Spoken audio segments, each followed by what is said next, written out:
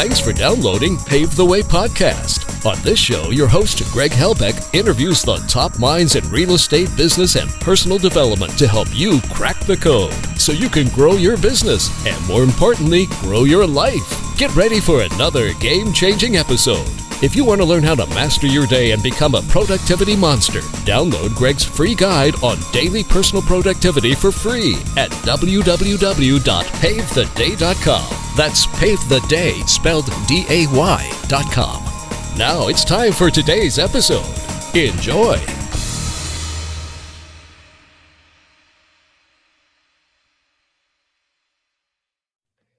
All right, everyone, welcome back to the show. It is my honor to have my negotiation hero on the podcast today, Chris Voss, author of Never Split the Difference. I'm not kidding, Chris. I've read and listened to that book over 15 times. I'm serious. And it has been a game changer for me and my business and a lot of my colleagues. So it is a true honor to have you on the show today. I'm glad to hear that. Thanks very much. I appreciate it. Awesome. Well, before we get into some of the tactics in that book, would you mind giving the listeners who might not be familiar with you a little bit about your background and how you kind of got into all this stuff? Yeah, sure. Well, I was the FBI's lead international kidnapping negotiator. And while I was doing that, I started collaborating with Harvard Law School on negotiation ideas. I ended up teaching at Harvard Law School in a negotiation course because we kind of settled on the idea that we were all dealing with the same dynamics. The circumstances might change, but the dynamics were the same. So after I left the bureau, started teaching business negotiation in a couple different business schools. And then ultimately, a couple years after that, my son and I put out the book, Never Split the Difference, along with Tall Roz. And the book has been killing it as a business negotiation book. It's been leading the category pretty much for 5 years. I checked Amazon today. We had, between the Kindle, the paperback, the hardcover, the Audible, we typically pull down 4 of the top 8 slots in the entire category. So people are getting a lot of good out of it. That's amazing. And I can totally attest to that. You got a popular book when a lot of times when I'm on flights, I kind of spy on people next to me. And I have definitely seen your book more than once to the general public. So that's when you know you're doing something right. Yeah, it's cool. Thanks. Absolutely. So, if you haven't read the book, definitely got to check it out after this podcast. And one of the big nuggets I got from that book, and I'm sure a lot of the listeners or readers of that book get, is the whole idea of labeling in a negotiation, which is kind of counterintuitive to the old school negotiation model, which is just bargaining, right? So would you be able to elaborate a little bit on labeling and why it's so effective? Yeah, well, a label, first of all, is a real simple device, but it has an incredible impact. It's basically a verbal observation. It seems like, it sounds like, it looks like, you seem, you sound, you learn, you look. But the impact and the usage of the skill is extremely important. Now, everybody knows that you're supposed to gather information in negotiations. The problem is everybody thinks the best way to gather information is asking questions. Not true. Not true. Any question has a tendency to put the other side's guard up to some degree. Some people a little, some people a lot. What does that mean? They're not giving you unvarnished answers is what that means, especially in real estate, which is always a guarded environment. Labels, on the other hand, are a better way to get information out of people. For example, one of the agents that has trained everybody on her team, a typical open house, somebody walks through the house, the agent might meet him at the door on the way out and say, "What'd you see that you liked?" Which would normally be a great open-ended question, a great what question. And if you ask a question, what is a great word to start out with because it's deferential. And typically the person who walks through the house would be like, well, and they'll think about their answer and they'll try to give you a good answer, but it'll be guarded. Same person walking out the door, the agent can say, "Seems you saw some stuff you liked," which is just a label.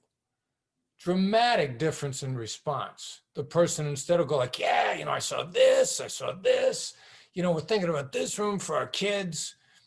Something about the label taps into a person's stream of consciousness, and they are much more likely to give you an unvarnished answer. So much so that actually this agent referred to labels as unlocking the floodgates of truth talk. And, we teach people how to do this in the book. Oh yeah. No, that is so true, because it's like I remember when I first read that chapter, a couple of years ago now, it took me a couple times to really understand why it works so effectively. And it's like, if you're experience something, instead of making that assumption, you'll label what you think they're feeling. And it's like, you're almost like the mind reader. And then that builds that like subconscious rapport. You know what I mean? Absolutely. It does all those things at once, which is one of the reasons why this approach accelerates outcomes, accelerates success, accelerates all outcomes, because you're gathering information and you're building rapport simultaneously. In the old style of negotiating, gathering information felt like prying. Yes. And so then that means it diminishes rapport under the old style. Yeah, no, totally. And that's a big thing that I think with the labels, at least when someone reads that or they learn about this on the show and then they go apply it and they see the feedback loop fire and like that difference in that conversation, they'll label forever, because they're like, oh my gosh, it works so well especially when you're in like tough situations. Like a lot of these deals we do, they're a little hairy. And something I try to always be aware of is like, I need to label how I think they're feeling. It seems like you're really concerned about this item in the contract, and it sounds like that's the reason why you don't want to move forward. And it's like, bam, you're getting them right where the issue is, Perfect. Yeah. And you got yourself that way by practice. You got your repetitions in, as we like to say. Oh yeah. You got to get your reps in. It's like, negotiation, bench pressing. Exactly. Yeah. Yeah. And unfortunately, sometimes, you have those awkward conversations in the beginning where you don't like feel comfortable with it. But once you do it enough, it kind of becomes second nature. And, that label is honestly one of the most powerful things I've done, and a lot of people I know doing those negotiations. So nice. The second thing in that book, and you mentioned something earlier, the whole idea of questions, right? And generally, absolutely, labels I think are, right on the money. You get a lot better information, smoother conversations, but sometimes you definitely, have to sprinkle some questions in. And your book has a whole chapter on that, the open-ended question chapter. And I just want you to kind of elaborate on like really, why those open-ended questions work a lot better. And it's kind of obvious, but like why they work a lot better, especially in a tough negotiation, than some of these questions where people, they do like a binary question where it's like a yes or no answer. And then you kind of get stuck, Yeah. And the binary questions, especially when you're looking for a yes, I mean, they just create so many problems. It's astonishing how many problems they create.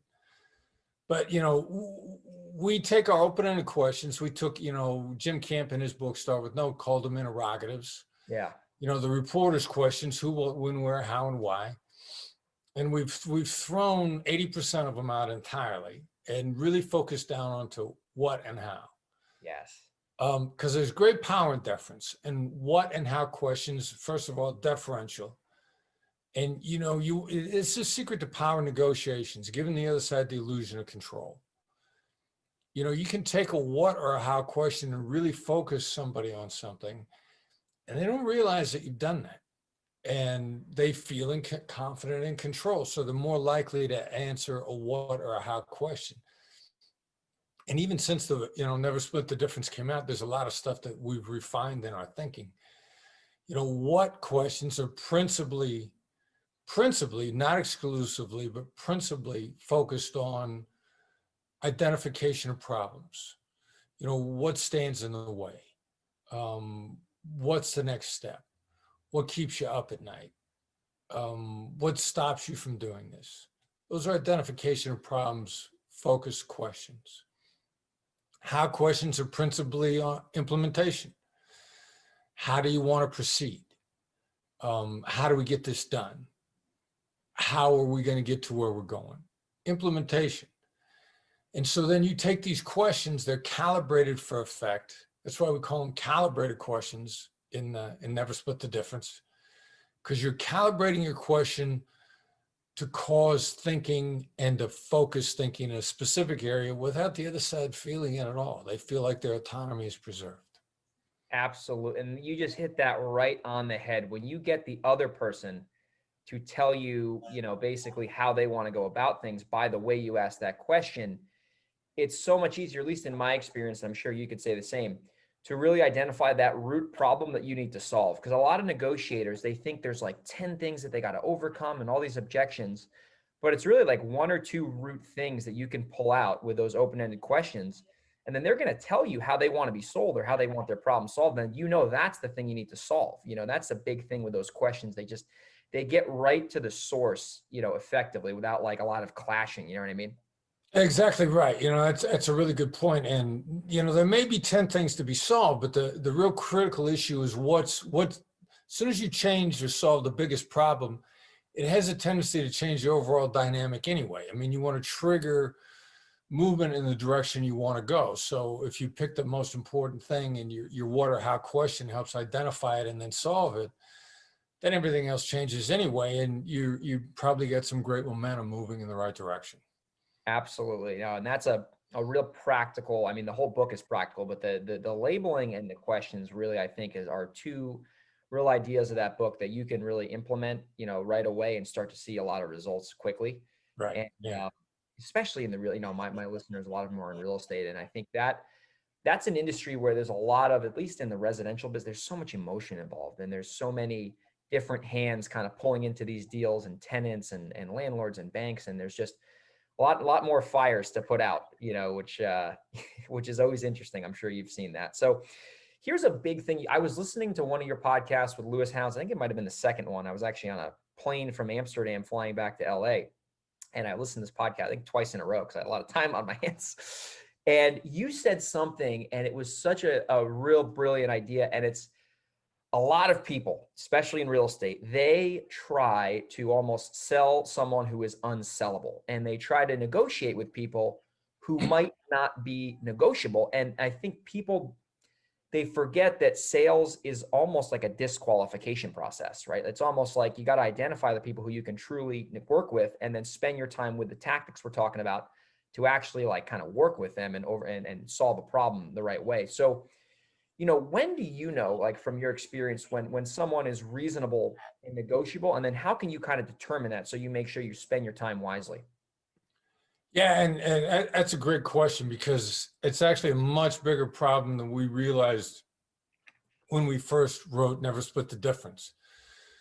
And in my company, we refer to this as proof of life, and we spent a lot of time working with people on the proof of life issues. Is there a deal? Is the deal with you? Those are two critical questions. Yeah. They may be looking to make a deal, maybe not with you. You use the phrase kick the tires. Oh, yeah. At least 20% of the time, people are kicking the tires. At least 20% of the time. And there's a saying, it's not a sin to not get the deal. It's a sin to take a long time to not get the deal. Oh, it's so true. And, when we first started talking about this, we didn't really know what the numbers were. Somebody said, hey, yeah, the book, I'll think of it in a minute. A Challenger Sale. Oh, yeah. I have that on my shelf. Yeah. The red book. Yeah.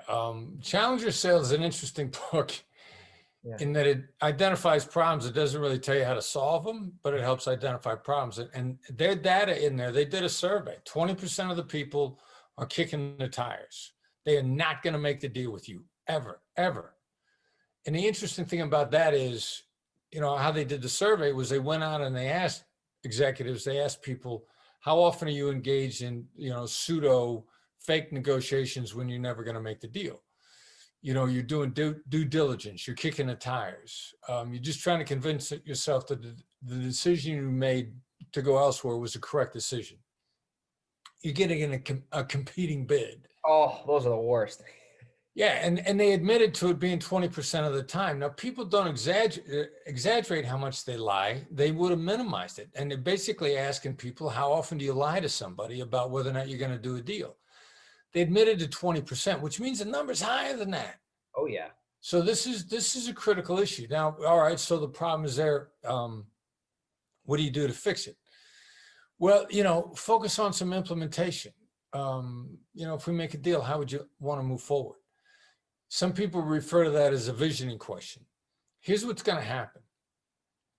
If they can't answer it, if they're stumped, they're kicking the tires. If for whatever reason they have the ability to pivot and throw it back on you in the moment, they're kicking the tires. Well, that would depend upon you, or if they find a way to put it back on you. One of the reasons why this is a visioning question is you need to know what the vision in their head of proceeding is. If they're in an interaction with you where they have no vision of proceeding, they're not going to. Vision drives action. Before they interact with you, they had a vision for what was going to happen afterwards. If that vision doesn't include you, you are wasting your time. You're kicking the tires. I had a conversation probably about a year and a half ago. I was living in LA. A guy in the entertainment industry. They love to get something for nothing. Who doesn't, right? Who doesn't want free consulting? It happens everywhere.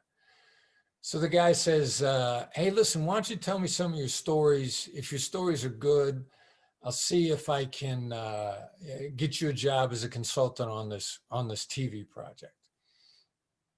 I know this guy's pumping me for information. I've been down this road before. I've been burned. Yeah. So I'm like, all right, I'm going to give you the benefit of the doubt. I'm going to give you a little bit of a taste, and then I'm going to stop. So I told him a little bit, and I said, well, that's one story. I got a lot more stories. He's like, well, share some of those with me. Let me know. I mean, how am I going to evaluate you if I don't know what your stories are?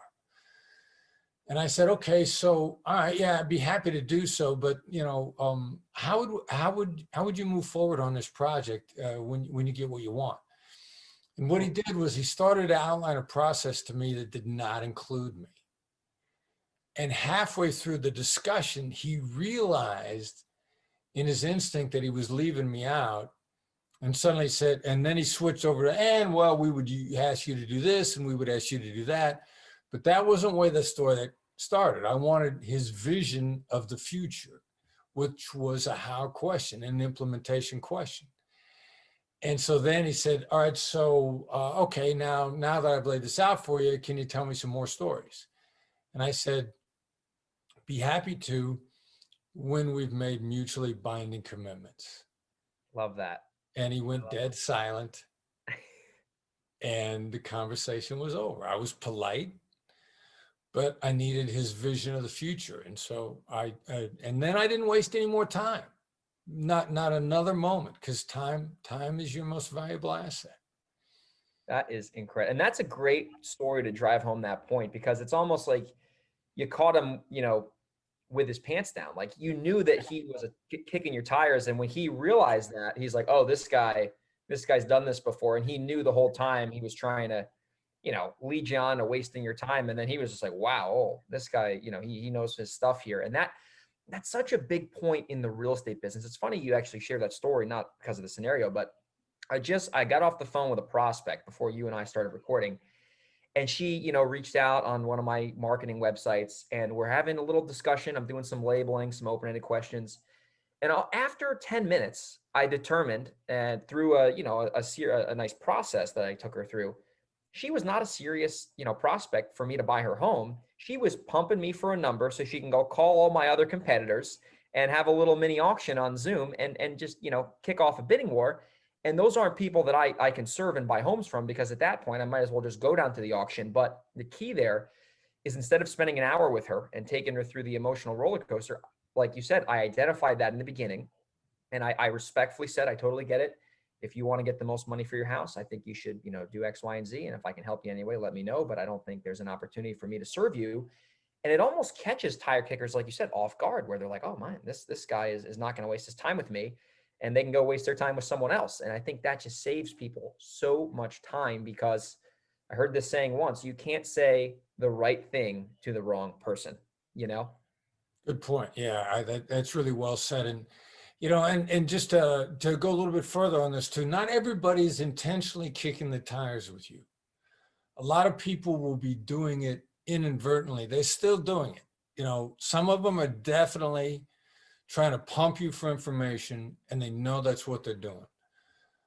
Some people are, but they're not aware. They assume, everybody in the real estate business, yeah, you're out there to give me tons of free information, because people have conditioned them that they do that. That doesn't mean that you have to do that. It's a bad idea, no matter how it's being done to you. And there's nothing wrong with withdrawing from the conversation. I really like the way you withdrew with that conversation. Love to help you, but I don't think there's anything here now. Yeah, totally. And it just gets to the truth. I think the big thing with especially when you're in a negotiation with like a property, it's a lot of effort to put these deals together. And if I can't truly serve them and they're not a good fit, I'm going to let them know. And then at that point, another thing I've noticed is like that whole like reverse psychology thing. If you pull back a little bit on them, sometimes they might be hiding something, and then they're going to start to come a little bit closer to you. I think Sandler calls it staying behind the pendulum. And all of a sudden they're like, well, and then all of a sudden, you have more opportunities to label and ask open-ended questions to see if you can flush some stuff out. But see a lot of people, they're scared to disqualify people because they think that they're going to kill a deal. But like you said, that deal was never there to begin with. And you're just doing yourself, saving your time, because that's, the most important asset you have, Exactly. Absolutely. So Chris, man, this has been a lot of fun. A few more, I guess, topics here, and then we'll wrap it up. And, my show is a real estate show. We have a lot of people on here buying properties and renting properties.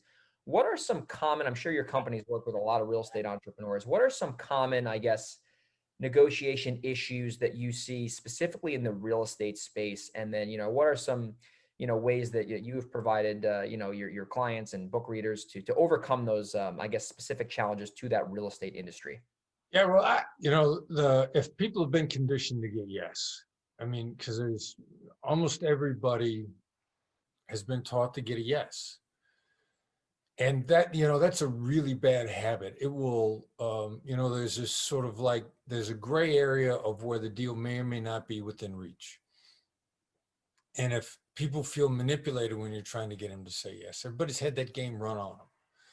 So if they have misgivings about you and you're trying to get a yes out of them, those misgivings only increase. So the yes addiction, the crackheads to yes, yes is success. That's probably the biggest problem I see along the lines, because typically it takes more than one interaction to close a deal, no more than 3. Oh yeah. But give yourself between 1 and 3 interactions. You're killing yourself if you're trying to get them to say yes. You're encouraging them to lie to you because they feel they're being closed before they're ready to be closed.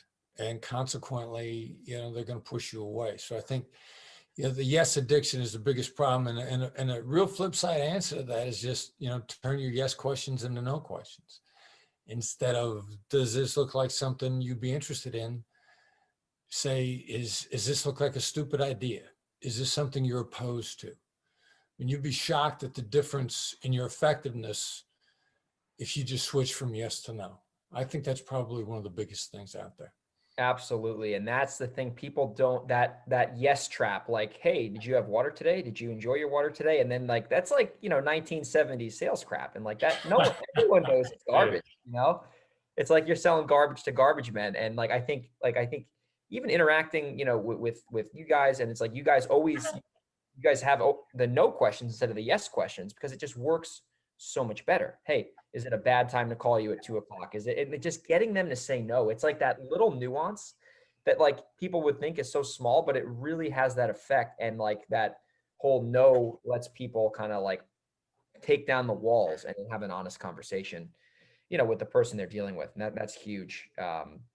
That's huge. So Chris, one more thing before we start to wrap the show up. And this is something that we didn't talk about on our little pre-call, but really the one chapter in your book that it just really, I'll never forget it, was when you went in and you bought your Toyota 4Runner, your salsa red. Salsa red pearl, baby, sexiest color on earth. Yeah. That with the story you talked about in that book where you bought that, and it was the chapter on haggling and bargaining. It blew my mind. And I've cut so many deals by doing something similar to that. Nice. I think that's, I guess, one more thing we could, talk about on the show is when it comes down to getting to the price. And that's a big thing in real estate. It's like everyone will sell at the right number. Everyone will buy at the right number. So when you do all your labeling and open-ended questions and no-oriented questions, it's going to come down to the dollars and the cents, especially in commercial real estate when you're buying buildings. So I guess what are like one or two best practices for haggling that you have seen that just work best and put you in a situation where you have the best chance of succeeding? Yeah, articulate the other side's perspective. I mean, what are they going to use against you? If you say it first, most people are afraid that it traps them. The real reaction is they go like, I don't know what to say next. You've taken away their points. And so many people just are like, they agree. I mean, I think, I don't know what the percentage is. 50% of the deals are made on the spot if you just articulate their arguments for them and leave them with nothing to say. And, that's what I did with my truck. It's kind of funny, on our YouTube channel, a lot of people have gone out and bought vehicles using the same approach. I told the guy that I loved the truck. I told him it was beautiful. I told him it was worth more than what they were asking for it. I told him it was a bargain at the price. I told him I was embarrassed. These were all the things that he was going to say to me. He knew I'd test driven it, and he knew I was in love with it, and he knew I couldn't find it anywhere else. And I said all that stuff to him. I said, I love it. It's beautiful. I can't find it anywhere else. I can't duplicate this deal anywhere else. And then I hit him with, how am I supposed to do that? And the guy just kind of blinked and looked at me and went and got a lower price. And we just went back and forth and back and forth and back and forth. And I repeated the same thing over and over. All of his arguments that were supposed to work against me took the wind out of his sails, left him with nothing to say. And we made the deal at my price. I love it. You took the wind out of his sail. It's like he had nothing else to do but agree to your price, which he obviously did. And that story, if you haven't read the book, you got to definitely, zoom in on that chapter for sure if you're in real estate. And another big thing as we wrap up is you have in that chapter, you talk about, you always want the other person to generally go first. And I can say that alone has cut so many great deals for me because I was ready to make, I did a house in New York where my anchor price was above, or it was above what the guy was asking. So if I were to go make an offer, I would have been literally like bidding against him. I would have cut myself 20 grand. I would have had to pay $20,000 more than his asking price just by saying, hey, Brian, what's a price you'd want to get for this property, given the fact that there's mold in the basement? And his offer was lower than my original price. And if I didn't let him go first, I would have missed out on $20,000, So it's just, it's so powerful, Chris. This is life-changing information. It really is. Just human communication in general. Like you don't have to be real estate entrepreneur to use this stuff. I use this with my girlfriend. She kind of catches me sometimes because she's read the book. So she's like, stop doing that negotiation. All right. It doesn't work. So there's just so many good ideas here. So Chris, as we start to wrap the show up here, I want to definitely be respectful of your time. You got great information you guys put out. I know you have a great, newsletter. So what's the best way for people to, number one, get access to that? And then number two, check out any trainings you have. You got a great masterclass. You just got so much stuff you put out there. It's just such powerful information. So what's the best way for people to get the newsletter and then also to reach out to your company and, see what you have to offer? Yeah, great. Thanks for bringing that up. The newsletter is a gateway to everything. We put out a complimentary newsletter once a week. We get a text to sign up function to try to make it as easy as possible to sign on. Send the message, Black Swan Method, 3 words, small caps, and send that message, a space between each word, to the number 33777. And that's 33777. And you'll get a response back asking for your email address to sign up. The fact that it's free is actually not the best thing about the newsletter. I think it's actionable. It's short, it's concise. I get the daily 10-point briefing from the Wall Street Journal, and I need 45 minutes and a nap afterwards because I don't know what to read. There's so many choices. Our newsletter is one concise, actionable piece that you can use the day that you get it. Comes in on Tuesday mornings. You're ready to rock and roll on Tuesday morning, whatever your time zone is. Plus, it'll take you straight to the website, blackswanltd.com. But it's the gateway to everything. We got training announcements. We got new stuff that we're bringing up will be announced in the newsletter. we got a ton of free stuff on the website, a lot of free source materials. We've got a lot of very concentrated advanced training that we offer, but you're going to want to take advantage of all the free stuff we have just to get up to speed, because, you know, when you get into our concentrated training, it's high level, it's intense. You got to be ready to rock and roll. You need to know the basics. A lot of people get a long way with the book and the newsletter alone. Absolutely. And I can attest to the information you guys provide is life-changing stuff. I don't say that lightly. I mean, this book has really made a dramatic impact on my career and many, many, many others. So Chris, Thanks, man. have Marie definitely include all that in the show notes. And you've been so generous with your time. And I really appreciate you being a guest on the show. It is a true honor. And I hope you have a great rest of your day. Thank you. Thanks for having me on. It's been a pleasure. Awesome.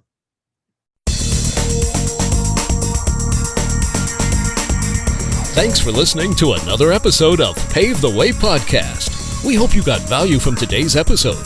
Make sure you download Greg's free guide on daily personal productivity for free at www.pavetheday.com. That's Pave the Day spelled DAY.com.